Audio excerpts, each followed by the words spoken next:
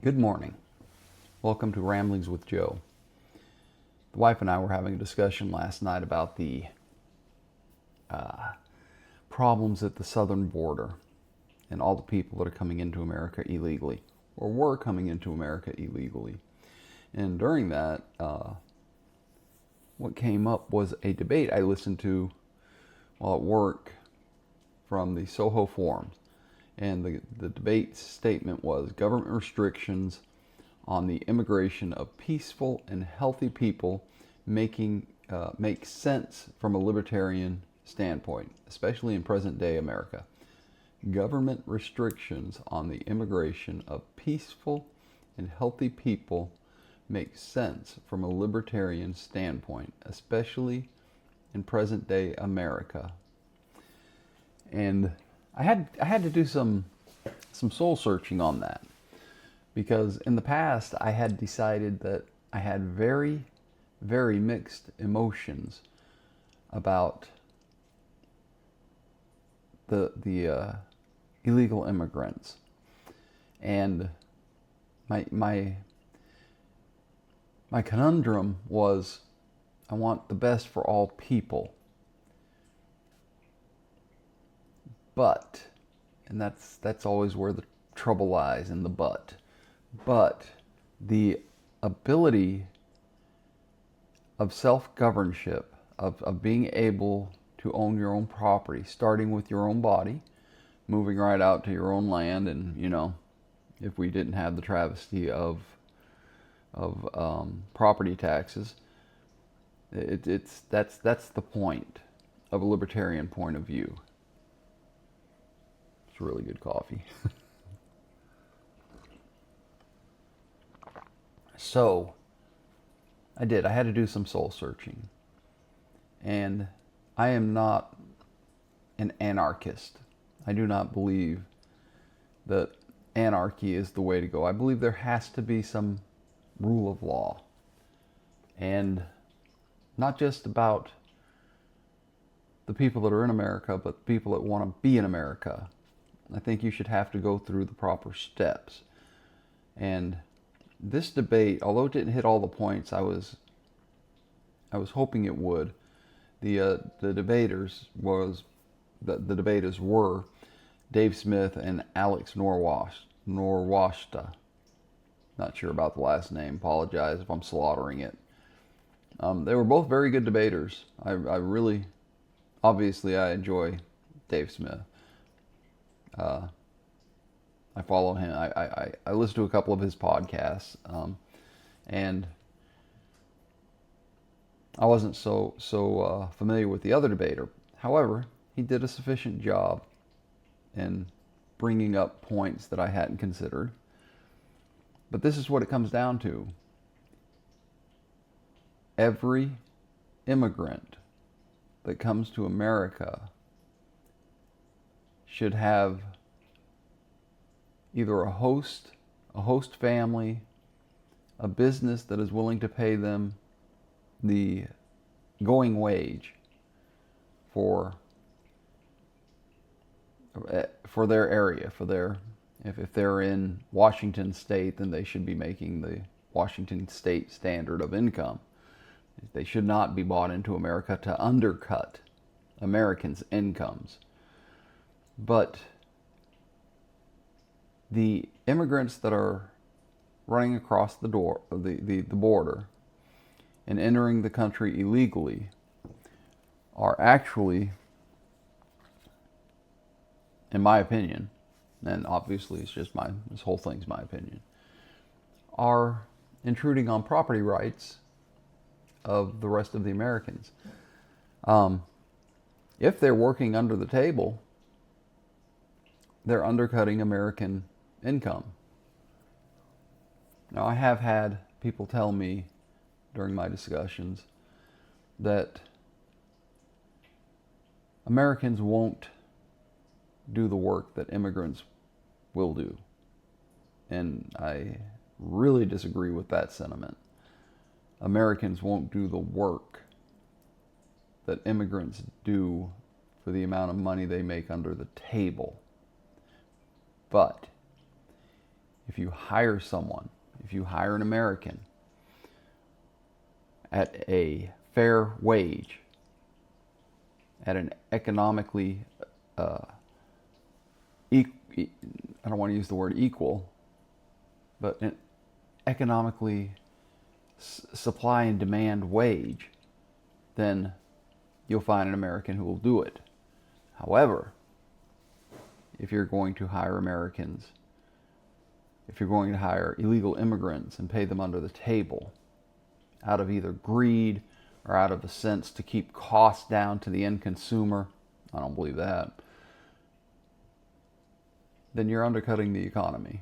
You're taking money out of an American's pocket. And that's a property rights issue. If someone comes to America illegally, they don't have a place to stay, they don't have a job lined up, that's a property rights issue. Where are you going? Where are you staying? What are you doing? And this is the conundrum I have. This is a very harsh outlook to take, but that's really what it comes down to. And there's many obvious nuances to this situation, but that's what it is. I can't justify I can't invite someone to your house to stay there without your permission. I shouldn't be able to force you to pay for someone's housing without your permission. This is essentially at the heart of being a libertarian. The ability to control and own oneself and one's property.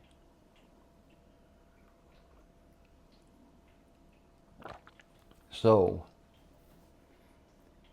that's where I've kind of landed on the southern border, which is where most of the illegal immigrants are coming in. I think that President Trump did a good job on the southern border. I think that the Democrats did an abysmal job on the southern border, and they allowed and they promoted the illegal immigrant situation to happen.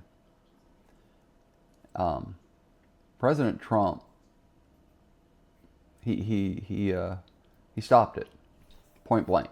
That's what he did. He stopped it. And that means he had the ability to stop it. And that means that the Democrat president, the Democrat people in the Oval Office had the ability to stop it. They didn't want to. It wasn't in their best interest. So now we're paying. Now we are having our funds taken from us to pay for illegal aliens, to house them, to feed them, to give them medical care, to school them. I don't want you to think that I don't want these things to happen. I do. But there is a process, and that process should be followed. You apply to come in, you come in. That's the process. You have a job. You get this. We were overwhelmed. So, anyway, that's where I fall on that. I'm struggling as to whether to talk about this next topic.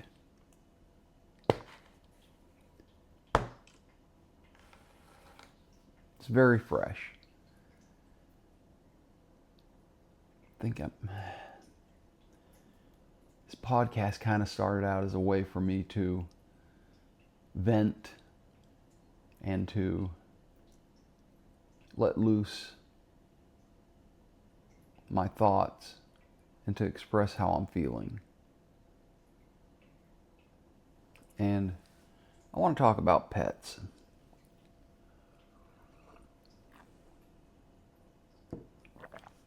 Their family. That's That's the bottom line. They are not as important as people. However, we become as attached to our pets as we do people. I mean, there's no doubt. I had a buddy who lost a pet yesterday. It's a hard thing for him to go through. It's a hard thing for his family to go through. And it sucks that it happened. When we look back on our lives and the time we've spent with our pets, we have to remember the joyous occasions, the wonderful feelings that they give us. I've had many pets in my life. My very first dog was a cockapoo, half cocker spaniel, half poodle. Wonderful dog. I credit my dog with possibly saving my life when I was in high school. I'll get to that story one day. But the ability to express our love for our pets is important. And I'm sorry for your loss. It's real. And the emotion that you're feeling is a validation of the value that you put on your pet's life. So, you're in my thoughts, buddy. I want you to know that.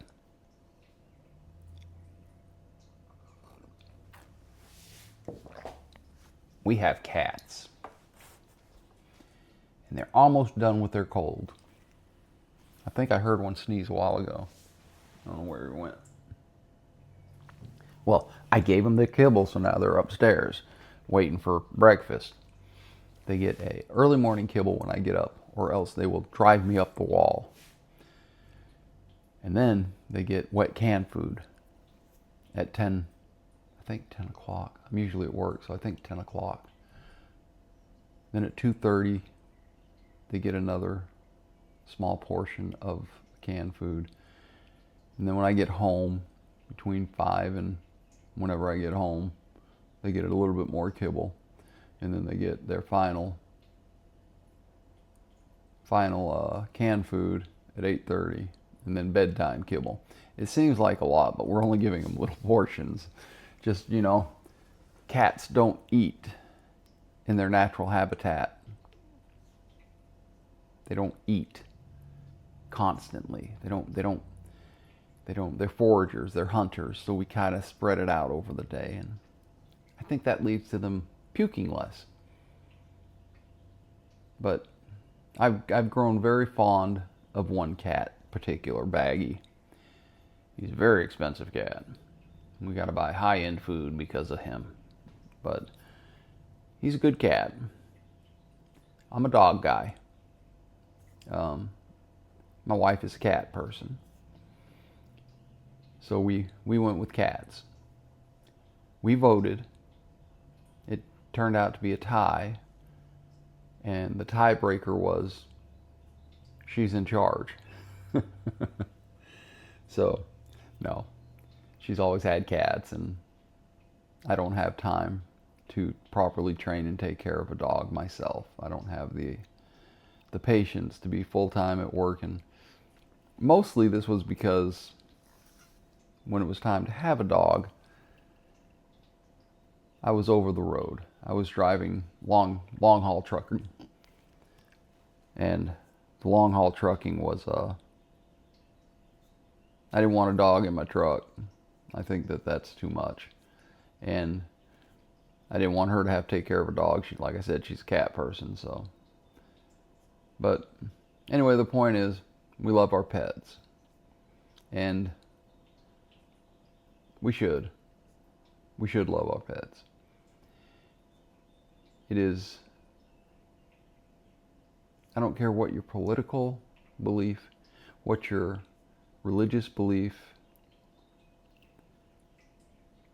when you have a pet, it is of utmost importance that you treat your pet to the best of your ability.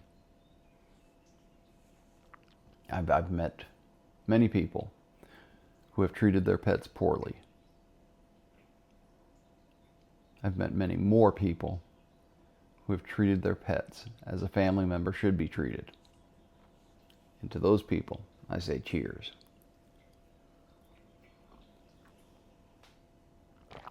Well, I guess I should get busy. It is 10 to 6. It is Tuesday morning, and I am back on my own route today.